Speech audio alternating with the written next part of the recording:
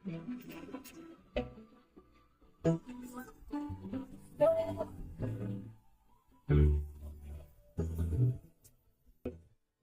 The lord. దేవునికి మహిమ కలుగునుగాక.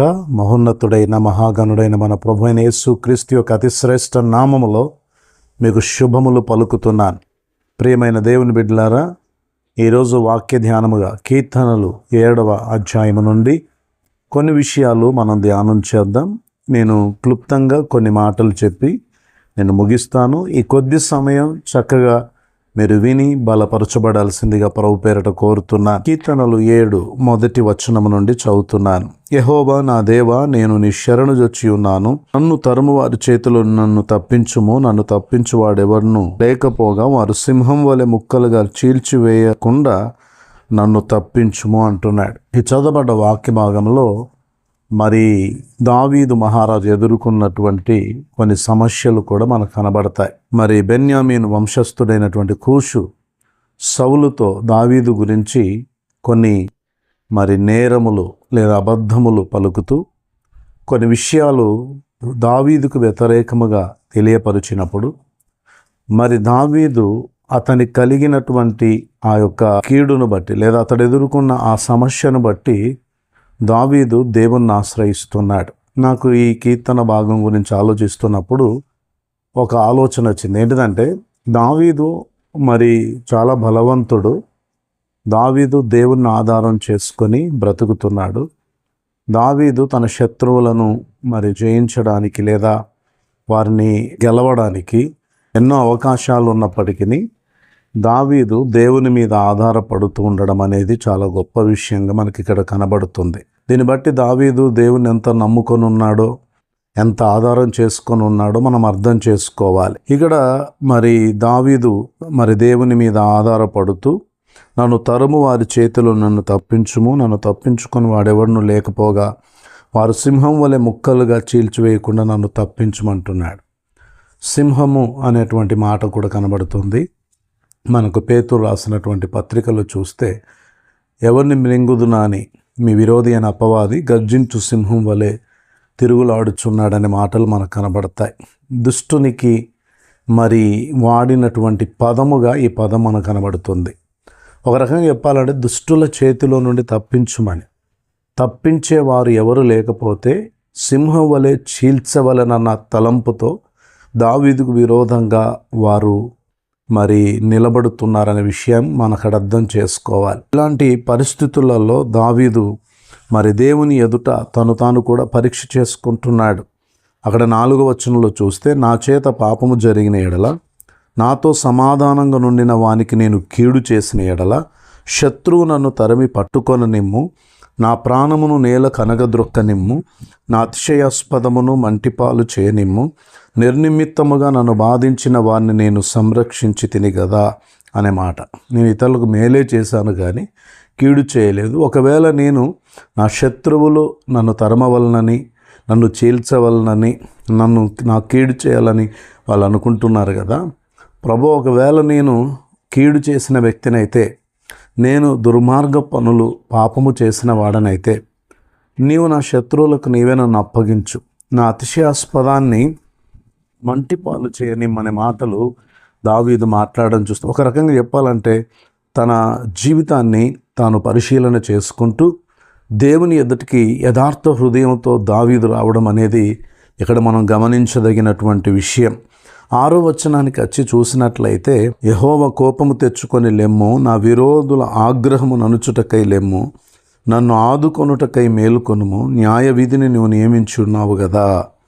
జనములు సమాజంగా కూడి నిన్ను చుట్టుకొన్నప్పుడు వారికి పైగా పరమందు ఆసీనుడవు కమ్ము అంటున్నాడు. ఒక రకంగా చెప్పాలంటే తన పక్షమున దావీదు దేవుణ్ణి నిలబడమని అడుగుతున్నాడు. తన పక్షమున దావీదు దేవుడు న్యాయమును విచారించమని కోరుతుంటున్నాడు. నిజంగా దేవుని సన్నిధానములో గనక మనం చూస్తే, దావీదు శత్రువులు అనేకముగా అతన్ని చుట్టుముట్టినప్పటికీ దేవుడు తన పక్షాన ఉంటే తన విరోధులు తనను ఏం చేయలేరనేటువంటి విశ్వాసము అతడు కలిగి ఉన్నాడు. అందుకే అక్కడ మనం చదివిన వాక్య భాగంలో చూసినట్లయితే, యెహోవా కోపము తెచ్చుకుని లెమ్ము, నా విరోధుల ఆగ్రహము నడుచుటకై లెమ్ము అంటున్నాడు. దేవుడు తన పక్షానుంటే ఆ విరోధుల యొక్క ఆగ్రహము అణిచివేయబడుతుంది అనేది దావీదు యొక్క విశ్వాసం, దావీదు యొక్క నమ్మకం. ఇంకొక మాటలో మనం ఆలోచన చేస్తే 8వ వచనములో చూస్తే, యెహోవా జనములకు తీర్పు తీర్చువాడు, యెహోవా నా నీతిని బట్టి నా యథార్థతను బట్టి నా విషయములో నాకు న్యాయము తీర్చుము. హృదయములను అంతరంద్రియములను పరిశీలించు నీతిగల దేవా, దుష్టుల చెడుతనం మాన్పుము, నీతిగల వారిని స్థిరపరచుము, యథార్థ హృదయాలను రక్షించుము. దేవుడే నా కేడమును మోయివాడై ఉన్నాడంటున్నాడు. ఇక్కడ మరి దావీదు మరి న్యాయమైన తీర్పు కొరకు దేవుని వైపు చూస్తుంటున్నాడు. ఈరోజు ప్రజలు న్యాయమును అన్యాయంగా మారుస్తారు, డబ్బును బట్టి తీర్పు తీరుస్తారు. ఉన్నవారికి ఒక తీర్పు, లేని వారికి ఒక తీర్పు విధిస్తారు. కానీ దేవుడైన యెహోవా తన నీతిని బట్టి, న్యాయమును బట్టి తీర్పు తీరుస్తాడు. ఎవరి క్రియల ఫలమును దేవుడు వారి మీదికి రప్పిస్తాడు. అది దావీదు సంపూర్ణంగా ఎరుగున్నాడు. అందుకే రెండవది ఆడ మనం గమనించి చూస్తే, దావీదే వారికి విరోధంగా లేచి ఏదైనా చేయవలనన్న తలంపు లేదు, కానీ తీర్పు దేవునిది అని నమ్మి తీర్పు తీర్చే దేవుని వైపు చూస్తుంటున్నాడు. మీరు దేవుని వాక్య భాగములు గనక చూస్తే, 1 కొరింథీయులకు రాసిన పత్రిక 4వ అధ్యాయము 3 నుంచి 5 వచనాల్లో చూస్తే, మీ చేతనైనను ఏ మనుషుని చేతనైనను మనుష్య దినముననైనను నేను విమర్శింపబడుట నాకు మిక్కిలి అల్పమైన సంగతి. నన్ను నేనే విమర్శించుకొనను, నా యందు నాకు ఏ దోషము కానరాదు. ఆయనను ఇందువలన నీతిమంతుడనుగా ఎంచబడను.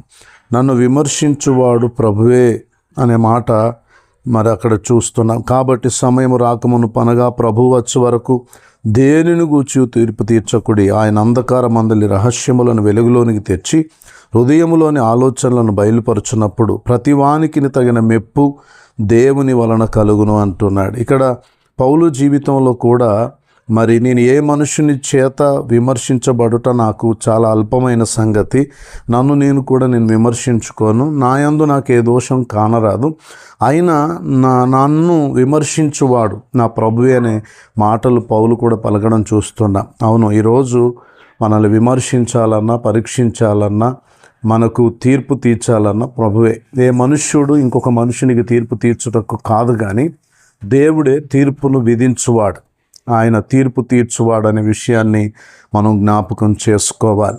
మరి దావీదు దేవుని మీద గొప్ప విశ్వాసముతో ఆ మాటలన్నీ పలుకుతున్నాడు. ఇంకా మరి గమనించి చూసినట్లయితే 15వ వచనం నుండి చూస్తే, వాడు గుంట తవ్వి దాన్ని లోతు చేసి ఉన్నాడు, తాను తవ్విన గుంటలో తానే పడిపోయెను. వాడు తలంచిన చేటు వాని నెత్తి మీదికే వచ్చును, వాడు యోచించిన బలాత్కారం వాని నడినెత్తి మీదనే పడును అంటున్నాడు. ఒక మాటలో సింపుల్గా మనం అర్థం చేసుకోవాలంటే, శత్రువు తాను నా కొరకు తవ్వుతున్న గోతిలో వాడే పడతాడు, వాడు తీసిన గోతిలో వాడే పడతాడు. దేవుడు నన్ను నిలబెడతాడు, నన్ను స్థిరపరుస్తాడు. మీరు హిజ్కియా రాజు విషయంలో చూస్తే, అస్సూరు రాజు తన దండుతో బయలుదేరి వచ్చి మరి దేవుని ప్రజల మీద పడాలని చూచినప్పుడు, హిజ్కియా అక్కడ దేవుని ప్రజలందరూ ప్రార్థించిన ప్రార్థన విని దేవుడు తన ప్రజలకు ఒక గొప్ప అభయమునిస్తున్నాడు. ఏంటిదంటే, మీ మీదికి శత్రువు రాడు, ఈ పట్టణంలో ప్రవేశించాడు, ఒక్క బాణమైనను ప్రయోగించాడు, అతడు వచ్చిన దారిలోనే మళ్ళీ వెళ్ళిపోతాడు, మళ్ళించబడతాడని చెబుతాడు. అలాగే దేవుని ప్రజలకు విరోధంగా రూపింపబడిన ప్రతి ఆయుధం వర్ధిల్లదు. ఇది మనం గమనించాలి. ఏ శత్రువు అయితే మనం కీడు చేయాలని, లేదా మన మీద అబద్ధములు మోపాలని, నేరములు మోపాలని ప్రయత్నిస్తారో, అన్యాయంగా మన మీద తీర్పులు విధించడానికి ప్రయత్నిస్తారో, అవి వారి మీదకే వెళ్ళిపోతాయి. హేతువు లేని శాపము తగలకపోనన్నట్లుగా నిష్కారణంగా ఎవరైనా నీకు విరోధంగా వారు పొంచి ఉన్నట్లయితే, కీడు తలపెడుతున్నట్లయితే అది వారే పొందుకుంటారు. ఏది విత్తుతారో అది కోస్తారన్నట్లుగా అది వారికే చెందుతుంది. దేవుడు నీ నీతిని బట్టి, నీ యథార్థతను బట్టి, నీ మంచితనమును బట్టి, నీ నమ్మకమైన జీవితాన్ని బట్టి దేవుడు నీతో ఉండి నిన్ను బలపరిచి నడిపిస్తాడు. 17వ వచనానికి వస్తే, యెహోవా న్యాయం విధించువాడని నేను ఆయన కృతజ్ఞతాస్తుతులు చెల్లించెదను, సర్వోన్నతుడైన యెహోవా నామమును కీర్తించెదను. చివరి వచనానికి వచ్చేసరికి కృతజ్ఞతాస్తుతులు చెల్లిస్తున్నాను దేవుని అంటున్నాడు. ఎందుకో తెలుసా? దావీదుకు సంపూర్ణ విశ్వాసం, దేవుని మీద ఎటువంటి సందేహము లేదండి, ఎటువంటి అనుమానం లేదు. తప్పకుండా తన ప్రార్థనలు ఆయన ఆలకిస్తాడు, తప్పకుండా శత్రువు లయపరచబడతాడు, సిగ్గుపడతాడు, నన్ను దేవుడు బలపరిచి స్థిరపరుస్తాడు. శత్రువు ఎన్ని ప్రయత్నాలు చేసినా ఆ యొక్క సాతాను యొక్క ఉచ్చులో, శత్రువు యొక్క ఉచ్చులో చిక్కుకోకుండా న్యాయాధిపతిగా, న్యాయకర్తగా నా పక్షము నుండి ఆయన తనదైన కార్యాన్ని జరిగిస్తాడనే విశ్వాసం దావీదుకుంది. ఈరోజు ఈ మాటలు వింటున్న నీ జీవితంలో కూడా ఎటువంటి శత్రు బాధలు పొంచి ఉన్నా, విరోధులు నీ పైకి లేచినా, అన్యాయంగా నీ మీద అబద్ధములు కల్పించినా, నీ మీద నేరములు మోపాలని ప్రయత్నించినా, నీకు విరోధముగా ఎన్ని ప్రయోగములు వారు ప్రయత్నించినా ఏది నిన్ను ఏమి చేయలేదు. ఎందుకో తెలుసా? నీతివంతుడవై, యథార్థవంతుడవై, దేవుని మీద ఆనుకొని ఆయన యందు విశ్వాసం ఉంచుచున్న నిన్ను దేవుడు విడిచిపెట్టడు, సిగ్గుపడనీయడు. ఆయన కీడుకు నిన్ను అప్పగించాడు. ఆయన తప్పకుండా తన ప్రజలైనటువంటి తన వారి ఎడల తన దృష్టి నిలిపి క్షేమమును విస్తరింపచేసే దేవుడు. ఈ మాటలు వింటున్న నీ జీవితంలో ఎన్నో సమస్యలు గుండా నువ్వు కూడా వస్తుండొచ్చు.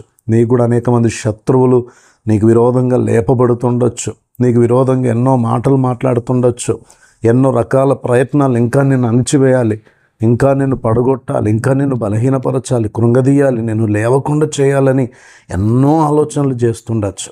కానీ ఒక్క విషయం గుర్తుంచుకో, 7వ కీర్తన ద్వారా ఆయన నిన్ను పడిపోనీయడు, నిన్ను క్రింద పడనీయడు, నిన్ను అణిచివేయబడనీయడు. ఆయన నిన్ను నిలబెడతాడు, ఆయన నిన్ను స్థిరపరుస్తాడు. ఆయన తన కార్యాలు నీ జీవితంలో జరిగించడం ద్వారా ఆయన నీ దేవుడిగా బయలుపరుచుకుంటాడు. నువ్వు ఎంత యథార్థవంతుడవో అది కూడా రుజువుపరుచుకుంటాడు. కనుక ప్రతి పరిస్థితికి చాలిన దేవుడు, మనం ఆరాధిస్తున్న దేవుడు. ఆయన యందు విశ్వాసం ఉంచండి, ధైర్యంగా ఉండండి. శత్రువులు కావచ్చు, వ్యాధులు కావచ్చు, బాధలు కావచ్చు, సమస్యలు కావచ్చు, ఇరుకులు కావచ్చు, ఇబ్బందులు కావచ్చు, కరువులు కావచ్చు, ఉపద్రవములు కావచ్చు, ఏవి నిన్నేమి చేయవు. ఆయన నీకు న్యాయాధిపతిగా ఉన్నంత కాలం అట్టి కృప దేవుడు నీకు దయచేయనుగాక. ప్రార్థన చేద్దాం. కృపా సత్య సంపూర్ణుడా, దయగలిగిన తండ్రి, ఈ మాటలు నీ బిడ్డల జీవితాలకు ఆశీర్వాదకరంగా చేయండి, దీవెనకరంగా చేయండి. ఎటువంటి శత్రు బాధలున్నా, ఎటువంటి వ్యాధి బాధలున్నా, ఉపద్రవములున్నా, మనుషుల నోటి మాట వలన కలుగు నొప్పి చేత తప్పించే దేవుడు గనక విరోధుల మాట్లాడుతున్న అపవిత్రమైన మాటలు కావచ్చు, అబద్ధములు కావచ్చు, మోపుతున్న నేరములు కావచ్చు, ప్రతి దాన్ని మీరు తొలగించి దూరపరచి నీ బిడ్డలకు క్షేమమును కలగచేయమని ప్రార్థిస్తున్నా. వారి కన్నీరు తుడవండి, పరిస్థితులు మార్చండి.